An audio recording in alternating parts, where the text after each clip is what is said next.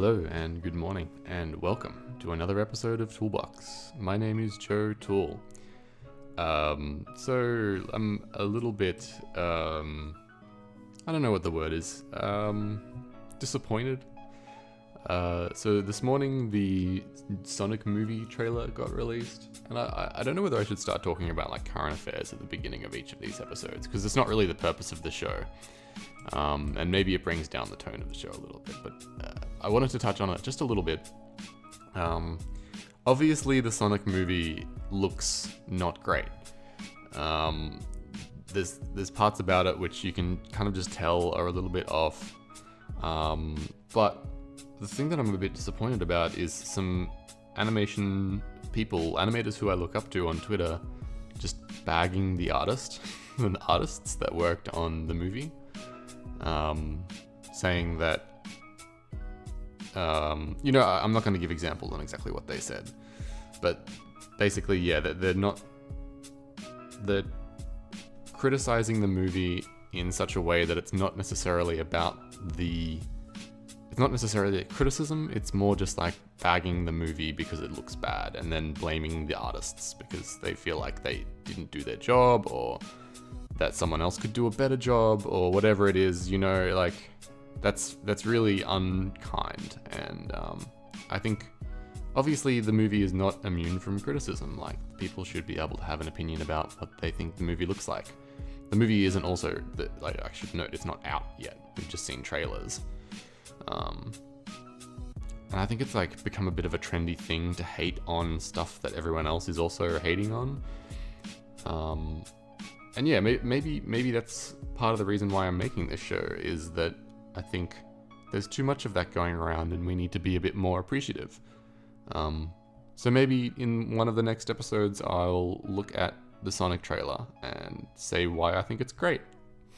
Because there are great parts to it. There's some really nice animation in there. I think the animators did a wonderful job. I think the design of the character has flaws. Obviously. Everyone would say that. Anyone who's ever looked at the original Sonic and the appeal that character has, it's like it was designed to overthrow Mario. Like, that was the purpose of Sonic. And his design has lived, has outlived time, basically. This creature that's a hedgehog that is blue has managed to live for the last 20-25 years on nothing but its design. That's crazy. And yeah, obviously the film hasn't made the design the same as it was. They've stepped outside of that in a way that is a little bit daring, and I don't think it's paid off for them. So anyway, yeah, I just wanted to get that off my chest at the beginning, just because I feel a bit bad for the artists who may have worked on it and may be feeling a little bit down right now about how the film's being received, and how people might be down on their work. I want to say it's not a reflection on them as artists. It's more a reflection on the people who made the call on the design calls for the way it should look. I've worked on disaster projects before, and I know what it's like when you can't tell the people at the top that they're wrong because you're just an animator, or you're just, a junior or whatever. Like, you have no pull. Even if you did say it, it wouldn't be taken seriously. It's like, there's no way that the artists in this are to blame. So, anyway, let's move on. I wanted to do something a little bit different today as well. I wanted to do something that wasn't a video game's animation. It wasn't from a game, it's from a cinematic for Hearthstone. And these Hearthstone animations are fantastic. I know one of the animators, Joseph Hallmark, he mentored me for a short 12 weeks. And he's an excellent animator, pro animator. I don't think he animated on this one, but I know that he did animate on the previous one.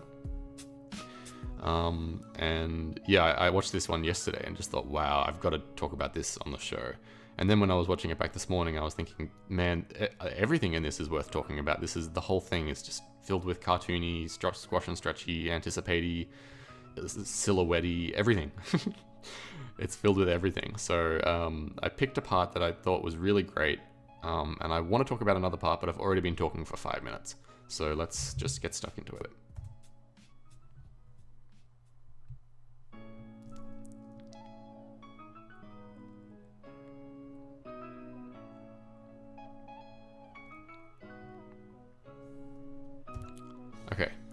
So this is like this is probably like the first, I would say, animation-wise climax part of the short.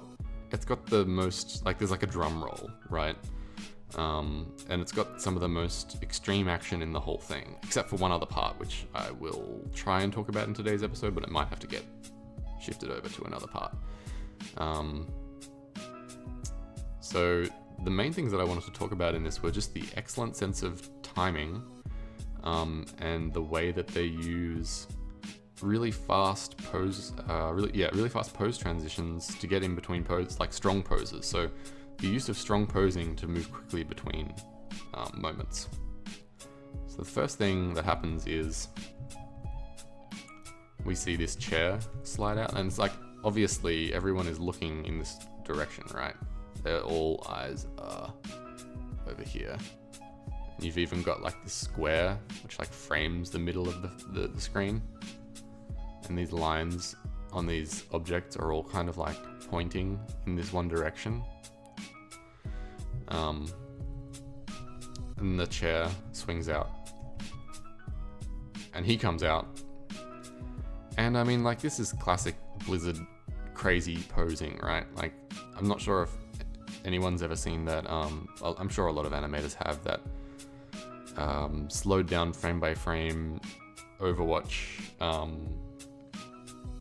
What are they called? Play of the game shots, where like Tracer's arm like does this or something like that, or you know, the poses they get into are just completely wacky. Yeah, so like this guy has gone full Sonic. He's turned into a ball. There's like one interesting thing that they do right here. They have like his face outside of the motion blur, and I think it's to see, if I just erase this, I think it's to see him saying the thing that he says, because he says a line right here. I think it's ha. And maybe they want to be able to see his mouth and just like give some definition as to where his face is during this crazy blur moment. Anyway, he continues to do like, how many flips? One flip. He just does one flip around, which I feel like it looks like more than that. Maybe it's just because the chair's flipping around so much and because he gets into such a crazy pose. And the interesting thing to note, the object or the thing that's being most affected by this crazy smear is the arm, right? Like, this is kind of the largest part. The body is being contorted pretty heavily, and the legs are getting into like, they're just turned into, like, he's trying to turn it into a ball, and this is the unfolding of the ball. And it's not necessarily just the unfolding of the ball, it's like this spring, right? Like, it pops out from here to here. It's like a big pose change. And he's already kind of hit the pose that he wants to hit in the middle of the motion blur between these two poses. So he goes from ball over 3 frames to hit the pose that he needs to hit. And then there's this like moving hold right here, which looks like it's only kept alive by, there's also something funny I'm going to point out in a sec. It's only kept alive by his hair, but there is some subtle motion. I mean, he's obviously drifting this way, and his biceps over 1 frame pop out. Oh, that's so good. Then the chair starts to swing back around, and the foot comes out, which is really cool. And he'd like to note, whilst the foot is coming out and the rest of the body is kind of, you know, getting ready, or the other leg is kind of moving out a little bit as well, the body is still up here, right? It's maintaining this position. And this is like a bit of a classic, you know, Disney anticipating action, I think is the term, or overlapping action. Actually, this is overlapping action, is where we have the body start to come down, but the arms are staying in the same place. And that's really interesting for a couple of reasons. So normally in these shots, when like Daffy Duck walks out over the ledge, his body goes down and his head is staying up here, and his head will say like, it's 11 or whatever, like he like delivers the line, and that's the cartoony payoff. But in this, he's like, muscly arms are the focus. They stay up while the rest of the body goes down. This is another extreme pose change right here. We have, as the foot comes down and touches, like this is important, right? It needs to touch before he can start spinning the rest of his body. Otherwise it doesn't make sense from a physics point of view. Even though this whole thing is like completely ridiculous from a physics point of view, there's still some things that need to be grounded, right? He can't begin to turn everything around until the foot is on the stool. Anyway, so he turns everything around. He gets into this ridiculous Mexican wave thing.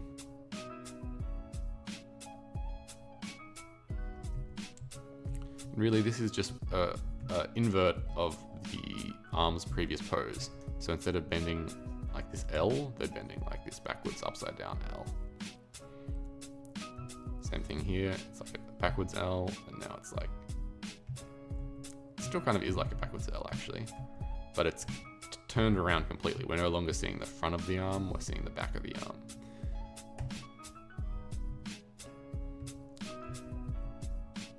This is probably the most extreme part of the animation, I think, so far, apart from this crazy arm, is this pose change. Because he goes from stretched completely to squashed as far down as he will go. And also his arms are now facing outwards. And they're doing the opposite of like this, right? Like this is like this shape. And then when they land, when he comes down, they're like the opposite shape. Which really, like, it's kind of like the bodybuilding thing. It's like, check out my biceps from this angle, and then check them out from this angle. But it also serves as a bit of like a anticipation to like rising up again. It's almost like, this looks like the frame before a jump. You know? He's like getting ready to spring back up again to do a jump. But he doesn't jump, he just hits this pose.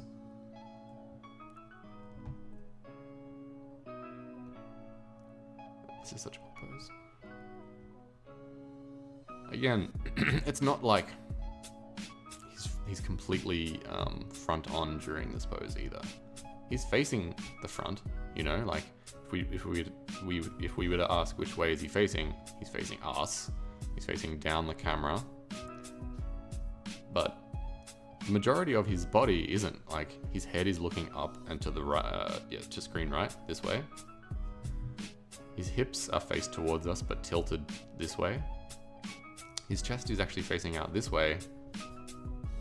And his palms are facing up. You know, this is kind of all over the place, but we still get a sense as though he's coming towards us. And it's this twist. And I'm always going to come back to this. Building twist into your poses is going to help sell the appeal even more. Twist is like a key component of appeal. I'm gonna go over appeal a bit in another video, I think. The key components of appeal. Anyway, this guy comes out. He's always been like a background character in these videos. Like if you go back and look at the other Hearthstone video, he's like a background guy. And this is probably my favorite part. It's like such a minor thing, but the way that he wheels him forwards. He's like so proud to be there, and his like head going left and right is like pure joy to me. Anyway, he wheels him forward, and he does a pretty fast motion as well. Like he goes down here. We're talking about the background character now. He's down here, completely disappears, and then over 4 or 5 frames, he disappears off screen. Yeah, his arm does this nice arc here as well. Like it's sort of following this this shape, and the arm just sort of slides through it. And this like gracefully gets him out of frame. And also, like, it's not as fast as this guy has been. And also, he's obeying the laws of the world, or the real world, even more. You know, like, I feel like if our main guy was this guy, he would be lingering back here, and then over 3 frames, he would like, his whole face would smear as he like flew over this direction, and his hand would like, you know, do this at the end. Anyway, this is when he really does jump. Let's go back and witness the jump. So if he goes down again, hits this same arms inverted pose, but maybe even more extreme. Like, look how far back his shoulders are. I mean, if I had one critique, it's that this lady is already looking up, and she's kind of not looking. She's looking over him. You know, she's not looking at him. He looks like he's looking at his butt. But these guys are kind of looking in all weird directions, I think. And like, they follow him up, which is great.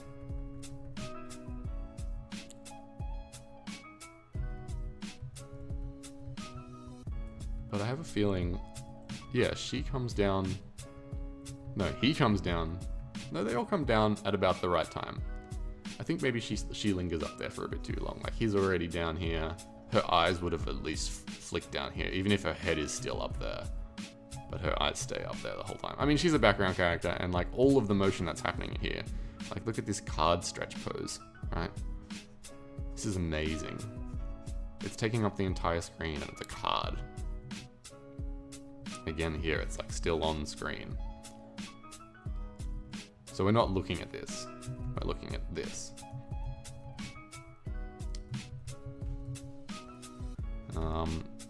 This is also like a nice rhythm thing. So we have lots of motion. Hang on, let me go through this and narrate it as it goes. It plays with like rhythm. So you've got no motion, lots of motion, no motion, no motion, and then lots of motion again, and then no motion. So it's like a moving hold, right? It's treating the scene as like one big moving hold. That's really interesting. So this, when the chair is out here, moving hold. And then moving hold while he's in the air. Action.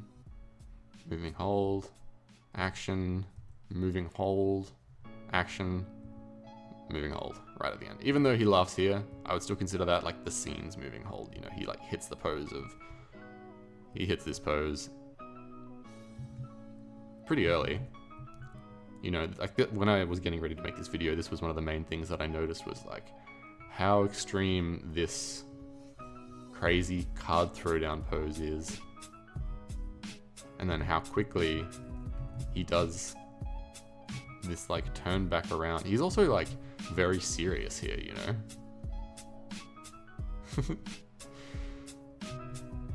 It sells the comedy a little bit because like you realize that he's still like smiling. And then over, let's see, let's count them. Here, we'll consider the final part of this. So 1, 2, 3, 4, 5, 6, 7, 8, 9. 9 frames, which is like half a second. I mean, it's almost half a second if we're playing at 24 frames a second. He goes between this angry action pose where he's thrown the card down into this like proud gotcha pose, which is like kind of where he returns to quite a lot throughout the shot. This is like his character attitude pose, you know, like this is him as a dude, and he like lives within it even when he's doing that laugh. We'll come back to the laugh. He's still there. He's still like, he hasn't moved his hips really. They're still in the same place. And there's a great little squash and stretch moment right here when he's like puffing his chest out, and then it like thins out again as he like expels the air to laugh. So look at it, it's like big, small, yeah.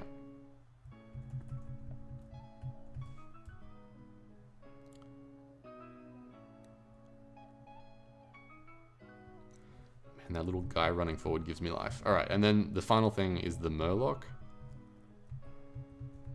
which throughout this whole, like the story of this thing is he just is playing a Merlok deck and he's just throwing down Merloks repeatedly. I'm trying to like find the moment when the Merlok magic happens. I think a lot of it gets hidden by this like pillar of visual effects, which is great. It's a really nice splashy visual effect, and it gives you this great moment to like get the reveal of his face, and the Merlok springs up. Yeah, and this is it. This is the magic moment of the Merlok. Its arms are outstretched, and it's already going back down. Like look at this arrow, right? It's like a big arrow pointing down. It's just saying the direction that it's going. His hands linger up here. His tongue even lingers.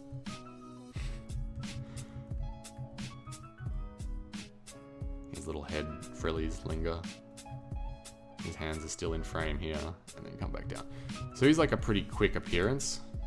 But he's like such a minor character, but it's still animated so lovingly. And like that tongue coming out just proves that. It's like, we want comedy in every facet of this. Even the Merlok, when his tongue comes out after his card gets thrown down. Anyway, I could yap on about this clip for a really long time, and this is just like a small section of it. There's loads more to look at here. There's even like a little dance sequence through here, which I really wanted to talk about. Let me see if I can just play it real quick. Anyway, so much goodness. Really happy with this clip and the work that they've done on this clip. It's so great. Looking forward to going more into it in other episodes. Anyway, hope everyone has a wonderful Wednesday. This has been Toolbox.